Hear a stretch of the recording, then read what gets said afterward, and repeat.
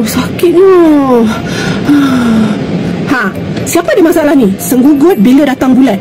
Lagi satu, jenis yang kitaran haid dia tak teratur. Lepas tu, lagi satu ni, letih ketika datang bulan. Ha, siapa ada masalah dengan ni? Sampai bila kita nak menahan diri kita daripada sakit senggugut tu? Lagi-lagi bila yang kitaran haid yang tak teratur ni lagi kan. Sampai bila korang? So, korang, ibu nak memperkenalkan korang satu sup. Dia punya ramuan ni macam ramuan tradisional Cina yang bertahun-tahun dulu tau. Ini adalah Bazanje. Okey, yang ni sup daripada orang kata campuran herba dengan kurma hitam. Kalau korang nak tahu, yang ni no cook tau. Korang tak perlu masak pun. Korang hanya letak dengan air panas. Okey, dia akan bagi sekali dengan flash ni tau. So, korang masukkan dekat dalam flash ni. Masukkan saja, korang letak air. Hanya rendam sahaja. Dia tak macam dulu-dulu. Orang kata tradisional orang Cina dulu-dulu kan. Dia akan masak benda ni lama juga tau korang.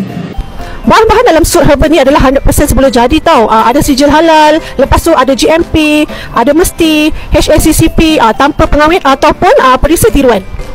Bazanje ni bagus tau untuk wanita yang sering senggugut. Lepas tu dengan kitaran haid tak teratur, lepas tu letih masa period, membantu juga menambahkan darah dan tenaga, menstabilkan kitaran haid dan kurangkanlah rasa senggugut tu.